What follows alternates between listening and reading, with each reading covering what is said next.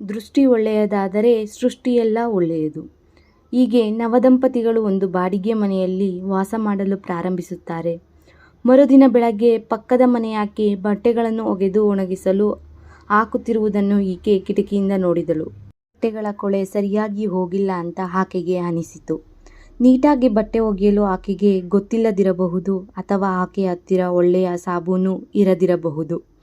ಪಕ್ಕದ ಮನೆಯಾಕೆ ಬಟ್ಟೆಗಳನ್ನು ಒಗೆದು ಹಾಕುವಾಗೆಲ್ಲ ಕಿಟಕಿಯಿಂದ ನೋಡುತ್ತಾ ವ್ಯಂಗ್ಯವಾಗಿ ತನ್ನ ಪತಿಯ ಹತ್ರ ಹೇಳುತ್ತಿದ್ದಳು. ಪತ್ನಿಯ ಮಾತಿಗೆ ಆತ ಏನೂ ಪ್ರತಿಕ್ರಿಯಿಸುತ್ತಿರಲಿಲ್ಲ.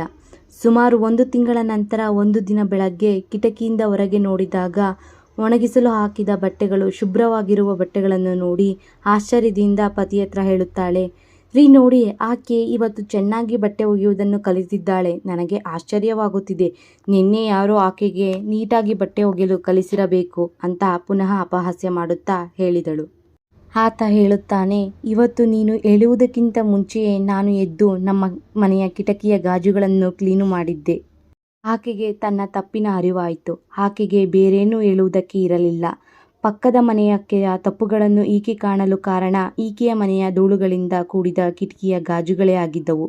ನಾವು ಇತರರನ್ನು ನೋಡುವಾಗ ನಮ್ಮ ಮನಸ್ಸಿನ ಕಿಟಕಿಗಳ ಗಾಜುಗಳು ಶುಭ್ರವಾಗಿರಲಿ.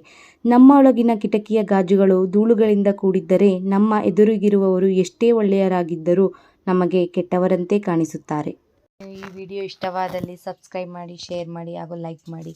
Thank you for watching.